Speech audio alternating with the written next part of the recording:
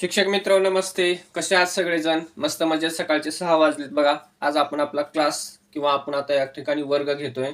लक्षात घ्या, परीक्षा ही केव्हाही होऊ शकते केंद्रप्रमुखाची. त्याच्यामध्ये अत्यंत महत्त्वाचा घटक आहे आर-टी-ई. आर-टी-ई 2009 अधिनियम आणि याच्यामधली जी कलमं आहेत, त्या कलमामध्ये एक तरी प्रश्न तुम्हाला हमखास 100% विचारला जातो. आता ती कलमं कशी लक्षात ठेवायची वगैरे या ठिकाणी मी दिलंय. ती माहिती बघा, की संसदेने 2009 साली आर-टी अधिनियम 2009 संमत केला आणि आपल्या भारतामध्ये 1 एप्रिल 2010 पासून लागू केला. संमत केला 2009 मध्ये, लागू केला 1 एप्रिल 2010.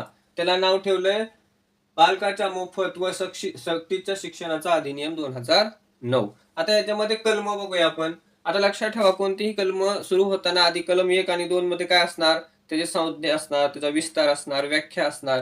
तर कलम 1 आणि 2 मध्ये त्याच्याबद्दल सर्व माहिती दिलेली आहे. त्यानंतर पुढचं कलम 3 आणि 4 मध्ये काय आहे? 6 ते 14 वयोगट फी आकारू नये, म्हणजे मोफत शिक्षण म्हणतो आपण त्याला. 6 ते 14 वयोगटातल्या विद्यार्थ्यांच्याकडून कोणत्याही प्रकारची फी आकारू नये, त्यांना मोफत शिक्षण. 6 ते 14 वयोगट म्हणजे कोणता? 8वी पर्यंतचा, 1ली ते 8वी. त्यानंतर दुसरं बघा कलम 5. आता हा कलम 3 आणि 4 होता. कलम 5 बघा, दुसऱ्या शाळेत दाखला हस्तांतरित करणे. आपण बघा, एका शाळेतून मुलं दुसऱ्या शाळेत जातात. कधी कधी जिल्हा बदलतात, राज्य बदलतात, शाळा बदलतात. तर त्यावेळेस त्या त्या जबाबदारीनुसार राज्य बदल असेल तर शिक्षणाधिकाऱ्याची परवानगी, जिल्हा बदल असेल तर गट शिक्षण अधिकाऱ्याची परवानगी आणि शाळा बदल असेल तर मुख्याध्यापकांनी तसे त्यांना वेळेवर दाखले दिले पाहिजेत. त्यानंतर बघा पुढे कलम 6 नुसार. आता बघा कलम 6 काय सांगतंय, की नवीन शाळा स्थापन करणे. एखाद्या क्षेत्र आहे, तिथं जर 20 बालकं असतील तर त्या 20 बालकांना तिथं नवीन शाळा स्थापन करून देण्याचा अधिकार आहे 3 वर्षाच्या आतमध्ये.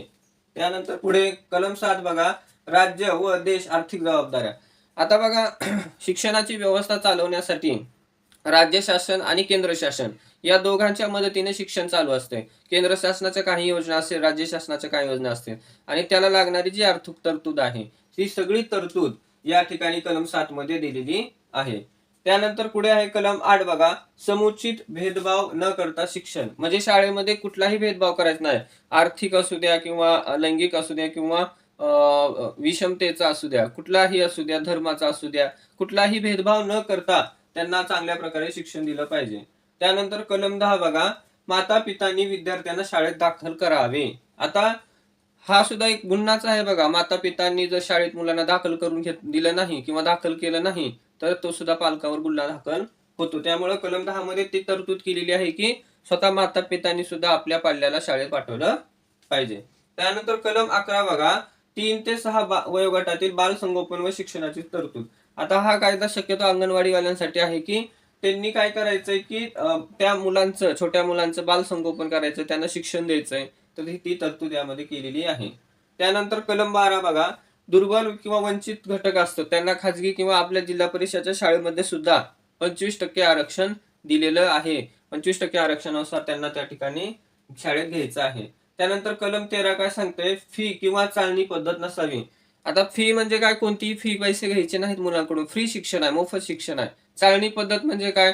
की तुला घ्यायचंय, मला नाही, ह्याला घ्यायचंय किंवा परीक्षा घेऊन मुलांना घ्यायचंय, तर अशा कोणत्याही प्रकारची चालणी फी पद्धत नसावी. त्यानंतर 13 मध्ये बघा कलम 14, प्रवेशासाठी वयाचा पुरावा. आता प्रवेशासाठी वयाचा पुरावा काय घ्यायचा, की त्या विद्यार्थ्याचं वय पूर्ण झालं हे कसं लक्षात येणार? तर पहिली गोष्ट आहे वयाचा दाखला, म्हणजे जन्मतारखेचा दाखला घ्यायचा. त्यानंतर जन्मतारखेचा दाखला नसेल तर दुसरं काय घ्यायचंय, अंगणवाडीवाल्यांकडून त्यांच्याकडे जर विद्यार्थी शिकला असेल तर त्यांचा दाखला घ्यायचा. ते बी नसेल तर विद्यार्थ्यांच्याकडून काय करायचंय, आपल्याला पालकाकडून प्रमाणपत्र, प्रतिज्ञापत्र लिहून घ्यायचं आहे. त्यानंतर बघा पुढे आहे कलम 15 काय सांगतंय, की प्रवेश नाकारू नये. कलम 15 काय सांगतंय? प्रवेश नाकारू नये. प्रवेश नाकारू नये म्हणजे काय?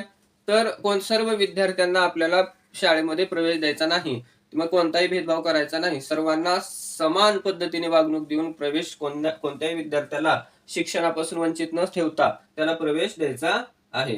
त्यानंतर कलम 16 काय, नापास करू नये. आपल्याला माहित आहे आर-टी अधिनियम मध्ये सांगितलेलं आहे, की कोणत्याही विद्यार्थ्याला नापास करायचं नाही. कितीपर्यंत? 6 ते 14 वयोगट म्हणजे 8वी पर्यंत त्याला पास करून घ्यायचं आहे. त्यानंतर कलम 17 काय सांगतंय, शिक्षा करू नये. आता लक्षात ठेवा, कलम 17 हे महत्वाचं आहे की कोणत्याही बालकाला कोणत्याही शारीरिक असेल, मानसिक असेल, कोणत्याही प्रकारची शिक्षा त्याला करायची नाही. त्यानंतर पुढे आहे बघा कलम 18 बघा, 18 कलम नाही 19 कलम बघा, शाळेची मानके. शाळेची मानके आपण बघा, शाळेची मानके 10 मानके ठरलेली आहेत की शाळेमध्ये शौचालय पाहिजे मुला मुलींना, कार्यालय पाहिजे, त्यानंतर शाळा इमारत व्यवस्थित पाहिजे, कंपाऊंड पाहिजे, शाळेला वीज पाहिजे. म्हणजे ह्या ज्या सगळ्या सुविधा आहेत त्या सगळ्या सुविधा शाळेनं पूर्ण केल्या पाहिजे. शाळेला मैदान पाहिजे. म्हणजे ह्या सगळ्या गोष्टी जी मानकं आहेत ती सगळी पूर्ण हवी. त्यानंतर 19 नंबर मध्ये मुद्दा कलम 21 मध्ये बघा, शाळा व्यवस्थापन समिती. आता शाळा व्यवस्थापन समिती हे आपल्याला माहिती आहे, आपल्या प्रत्येक शाळेमध्ये शाळा व्यवस्थापन समिती असते. आणि ती शाळा व्यवस्थापन समिती कशी चालते, प्रत्येक महिन्याला एक बैठक होते. मग त्याच्यामध्ये 75% पालक पाहिजे, 25% इतर घटक, मुख्याध्यापक असेल, शिक्षक तज्ञ असेल, पुन्हा ग्रामपंचायत किंवा स्थानिक प्राधिकरणातला सदस्य असेल, 2 विद्यार्थी असतील. तर अशा प्रकारे ती शाळा व्यवस्थापन समिती आणि शाळेतली जी कामं आहेत, शाळेची जी शाळेला लागणाऱ्या गरजा असतील किंवा काय असेल तर ते शाळा व्यवस्थापन समितीनं पार करायची आहेत. पुढे बघूया आपण कलम त्यानंतर 21 झाला. कलम 22 बघा, शाळा विकास आराखडा तयार करणे. एसडीपी म्हणतो आपण त्याला, स्कूल डेव्हलपमेंट प्लॅन.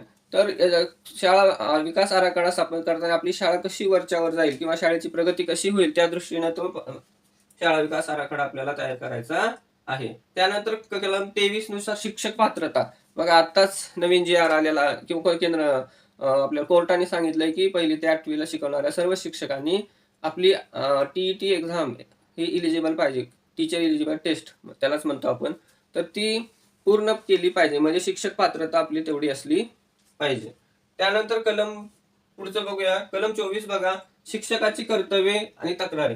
आता शिक्षक शाळेमध्ये असताना शिक्षकांची जी कर्तव्य आहेत, त्यांनी वेळेवर शाळेत येणे, त्यांनी वेळेवर शिकवणे, सर्व अभ्यासक्रम पूर्ण करणे, त्यांच्या तक्रारी असेल तर त्या तक्रारी जाणून घेणे, त्यांच्या समस्या जाणून घेणे, त्यांची मतं जाणून घेणे, ह्या सर्व गोष्टी ह्या कलम नंबर 24 मध्ये येतात. त्यानंतर कलम 27 अशैक्षणिक कामे लावू नये. आता हा खूप महत्वाचा मुद्दा आहे बघा. बऱ्याचशा शिक्षकांना अशैक्षणिक कामं लावली जातात. हे काम करा, तुम्ही ते काम करा.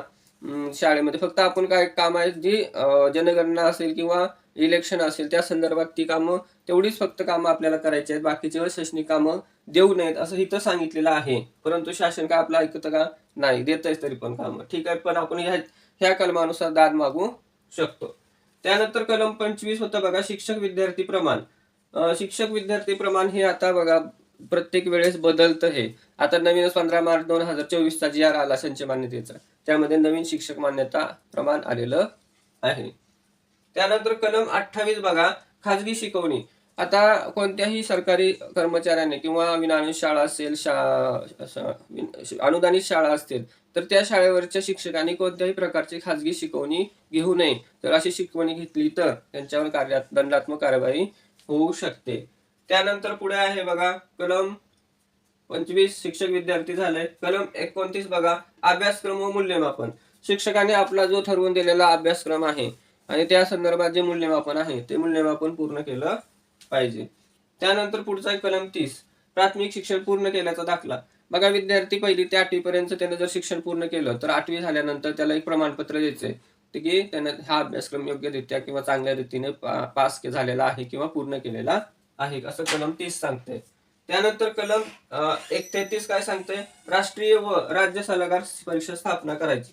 आता कलम 29 नुसार काय सांगितलंय की आपल्या राज्य शासनाने किंवा राष्ट्रीय म्हणजे देशाने काय करायचं, सल्लागार परिषद स्थापन करायची आणि शिक्षकांच्या ज्या समस्या आहेत त्या समस्या त्यामध्ये जाणून घ्यायच्या. त्यानंतर कलम 37 बघा, शासनाच्या नियमाविरुद्ध दावा. आता याच्यामध्ये शासनाने काही नियम काढले, काही GR काढले तर त्याच्या विरुद्ध आपल्याला कोर्टामध्ये, न्यायालयामध्ये दाद मागता येते की हा निर्णय आम्हाला अन्यायकारक आहे, हा नकोय असं म्हणून. त्यानंतर कलम 38 बघा, राज्य सरकारने त्यांची नियमावली तयार करणे. आता हा महत्वाचा मुद्दा आहे की राज्य शासन सुद्धा काय करू शकतो, RTA 2009 मध्ये आपले नियम स्वतः तयार करू शकतो. आता महाराष्ट्र शासनाचे सुद्धा नियम आहेत, ते आपण ह्याच्या पुढच्या भागात घेऊया की महाराष्ट्र शासनाचे कोणते नियम आहेत. आताच एक जस्ट नवीन नियम बदललाय की 5वी 8वीला परीक्षा घ्यायचं, पुनर्परीक्षा, आणि जर दोन्ही परीक्षेत नापास झाला तर त्याला त्याच वर्गात ठेवायचं. बरोबर. त्यानंतर पुढे आहे कलम 39, अडचणी दूर करण्याचा अधिकार. आपल्या सगळ्यांच्या बालकांच्या अडचणी असतील, शिक्षकांच्या, मुख्याध्यापकाच्या ज्या अडचणी असतील त्या सर्व अडचणी दूर करण्याचा अधिकार या कलम नंबर 39 मध्ये दिलेला आहे. तर अशा प्रकारे कलम 45 पण सांगते की सर्वांना मोफत शिक्षण दिलं पाहिजे. 86 भागात दुरुस्तीनुसार 21A नुसार त्यामध्ये परत बदल केलाय. 6 ते 14 वयोगटातील बालकांना मोफत आणि सक्तीचं शिक्षण दिलं पाहिजे. त्यानंतर पुढे 45 नुसार पालकांची जबाबदारी दिलेली आहे. त्यांना स्वातंत्र्य दिलेलं आहे की पालकांनी आपल्या विद्यार्थ्यांना शिक्षण दिलं पाहिजे. असे वेगवेगळी कलम या ठिकाणी मी थोडक्यात सांगण्याचा प्रयत्न केलेला आहे. जर व्हिडिओ आवडला असेल तर आपल्या व्हिडिओला फॉलो करा, लाईक करा, सबस्क्राईब करा. थँक्यू.